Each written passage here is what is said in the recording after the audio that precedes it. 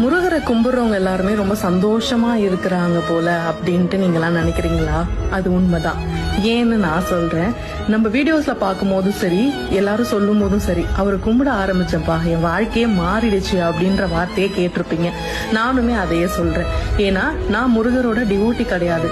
சாமி கும்பிடுறதே ரொம்ப கஷ்டப்பட்டு தான் கும்பிட்டுட்டு இருந்தேன்.